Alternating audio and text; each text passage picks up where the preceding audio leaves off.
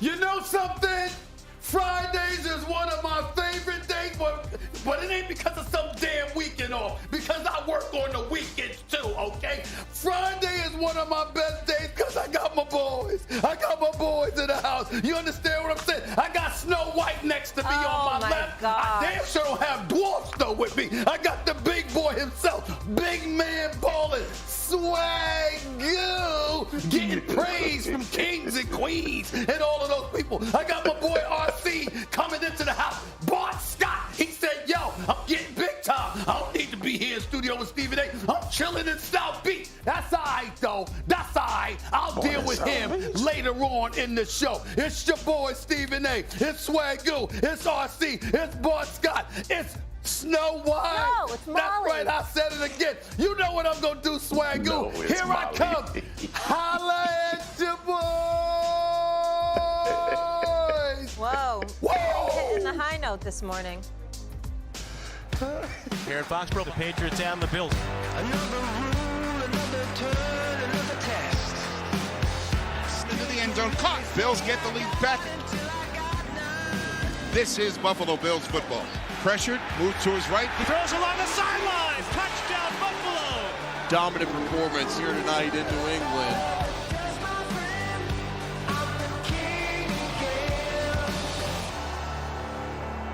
It's Speed Week on ESPN as we continue Jim Valvano's fight against cancer.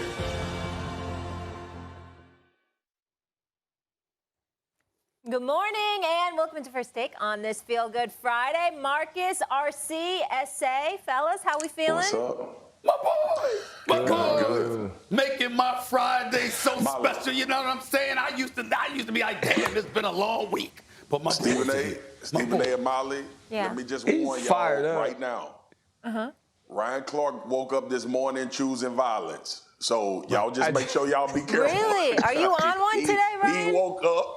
He woke up with violence on this man today, dog. I'm You know calling what? out. I don't care a million people Let me watching. let me tell y'all something, America. Let me tell y'all something, America. I support my brother RC, just like I would support my boy Swagoo. You know why? Because when we wake up with those kind of attitudes, it ain't just because we got out of bed and we didn't have a good night's sleep. It's because people get on our damn nerves, and we gotta let them know. I support you, RC. I support you. That's right. Let's go. Let's go. Let's go. Yeah, don't worry, Ryan. Stephen A. can relate. That's right. him all day, every day. Let's say good morning to Snow White. Let's say good morning to You're Snow White. ridiculous. You know what I'm saying? How you doing, Snow How White? does he come up with Good these morning. stupid Good things? morning, Molly. Don't even acknowledge him. Good morning, All right. Molly. Okay, let's do this. The New England Patriots entered Thursday night 2 games behind the Bills in the division, and while the Bills were tied with the Miami Dolphins atop the AFC East, they were 0-2 in the division. Buffalo made easy work of the Pats, picking up a 24-10 victory and pushing the Patriots further from playoff contention. The Bills looked like the dominant Bills we were accustomed to seeing again. And taking a look at the best chance to win the AFC this season, the Chiefs and Bills have the 2 best chances at 47% and 27% chances respectively, followed by the Ravens, the Bengals, and the Finns. Swagoo, you're up first. Are the Bills the biggest threat to the Chiefs in the AFC? Yeah, they are, and it seems like they're getting better and healthier. And last night, all right, and I know how abysmal the New England Patriots were. I know we're going to get to that. But when you look at the playmaking ability, obviously, of Josh Allen and Stephon Diggs, they've decided to take over games offensively. More people are being involved. They got the run game going last night. That was the most impressive thing to me last night, y'all, is that offensive line dented the New England Patriots defensive line. So I think they're hitting their stride. I was concerned about Buffalo. And there was times last night where I was like, Josh, you got to be careful with the rock when you get to them high leverage situations. Because if New England would have caught some passes from the defensive side, it might have been a 3-turnover night for Josh Allen. But I think they are the biggest threat. The Von Miller thing concerns me.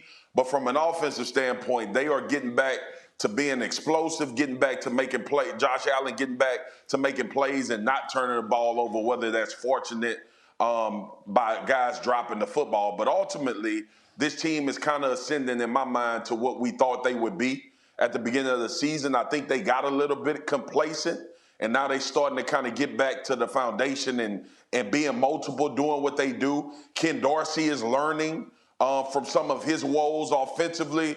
So I think the Buffalo Bills are. But the AFC is going to be tough, Molly Q, because it's a lot of teams right now that can be devastating and very scary.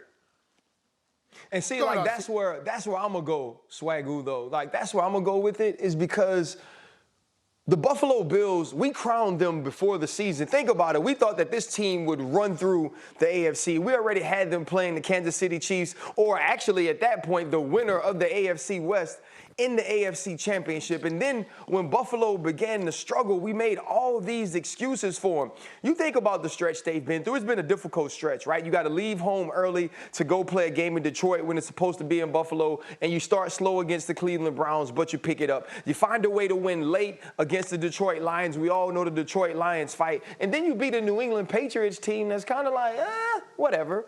And so when I look at the Buffalo Bills, can the Buffalo Bills win the AFC Championship? Absolutely. Do they have a quarterback that can stand across the field from Patrick Mahomes and say to himself, I can go out here and be tit for tat with Patrick Mahomes based on talent, based on what I can do in the football game? Absolutely, because we've seen them do it.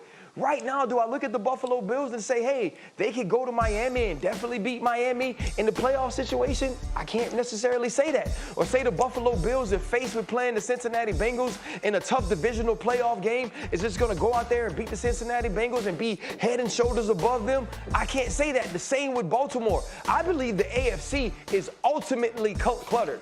And the difference between the AFC and the NFC is the AFC has quarterbacks you could rock with, quarterbacks you could believe in. Yes, sir. I could believe in Patrick Mahomes. I could believe in Josh Allen. I could believe in Joe Burrow. I could believe in Tua Tagovailoa. I could believe in Lamar Jackson. And so the Buffalo Bills have a shot. But right now, they are not a clear cut above everybody else on level 2, and that's what makes the AFC so exciting going into the playoffs. Well, I think what you articulated is right on point, RC. Here's my point, and I said this yesterday to Dan Orlovsky, but now I can talk to dudes I don't have to crucify instead of somebody so cheap that he has his wife flying and coach all the damn time. Dan will not catch any strays on this show. I can talk to real affectionate brothers because I know Swagoo and RC wouldn't have their wives and coach. I can promise you that. They wouldn't do that unless they wouldn't do that. My boys would not do that. They know better. You know what I'm saying? They know better. His sisters ain't having that. Now let's get to the real point here. The Buffalo Bills. Hey, Stephen A., I ain't gonna do my wife that. My wife has flown in coach. My wife will fly in coach. And my daughter, when she was walking to coach, when she was about 4 years old, she turned to me and she said, Daddy, are we sitting in second class? I said, yes, ma'am, we are. So I ain't gonna do my wife that. I ain't gonna let you sing aloud like that now, Stephen A. No, I'm not saying that. What I'm saying is, as an aside, if you don't have it, you don't have it. Of course, we got ride and die folks in our life that's going to deal with whatever conditions are necessary. I'm talking about when you get 800% raises and you still being cheap. No, your wife ain't going for that. So let's stop that nonsense. Let's stop that. Now let's get back to some football here, okay? Here's the deal, y'all. The Buffalo Bills, this is why I have them as the biggest threat. I understand Cincinnati is coming, particularly with Chase coming back. T. Higgins, that brother has elevated his level of play. We got to give him some love, okay? And we know what Burrow could do. I saw you and RC praying with one another when they was going to beat Clemson in the national championship game. That's still one of my finest moments on television, okay? So we got that. We know what Burrow brings to the table, all right? We understand we can't underestimate Lamar Jackson and the potency he brings to the table. Derrick Henry is back and healthy. We understand that. We see what Patrick Mahomes is doing. But when I think about the Buffalo Bills, here's in Miami, let me not forget Miami, of course, with the scariest offense because of Tyreek Hill and Jalen Waddle. Here's where Buffalo comes into play. I don't think there's anybody more motivated to beat the Chiefs. I understand everybody's motivated. I understand everybody wants it. I understand everybody going to go on the field and give it all it has. But you guys played at that level. You know what the hell you're talking about. And you know there's a little something extra when a team has been directly responsible for bouncing you out. And one of the things that I brought up yesterday to Dan, in all seriousness, I brought up the bad boy Pistons from the 80s. Y'all will appreciate that. And they kept getting knocked off. You Boston, you couldn't get past Bird. You couldn't get past McHale and those brothers. And then finally you did it. And McHale and Isaiah Zeke, giving each other dap at midcourt because he was like, yo, you took us out finally. Now go handle your business. Take these brothers out. There's something a little extra when you can point to a particular roadblock that you can't seem to get over. Now, there's plenty of people that Michael Jordan did that too, and then they couldn't get past them. But what I'm saying, Patrick Mahomes might just be that dude when it comes to Buffalo. We're going to find out. That's what I'm saying when it comes to the Buffalo Bills more so than anybody else. Cincinnati beat Kansas City. They lost in the Super Bowl, but they beat Kansas City. The incentive to be ready, the key word in that question are the Chiefs. If it's just the biggest threat in the AFC, that's a different conversation. But when you say the biggest threat to the Chiefs, who wants them more? That's the Buffalo Bills. I think everything they've done is geared towards an encounter against the Kansas City Chiefs. That's what we assumed coming into the season. Also this too, because RC point is absolutely right about how muddy and cluttered it is in the AFC. And I'm with you, SA. The one difference, though, for as much as we talk about Josh Allen and the interceptions that he's thrown, or seeing him make some plays where you scratching your head or trying to figure out what's going on, he's the one player to me from a talent level that can ascend to where Patrick Mahomes can go. I still feel like that. I think Joe Burrow is phenomenal. I think Lamar is phenomenal, obviously. Tua is playing at a very high level. But if it comes down to two quarterbacks that got a duel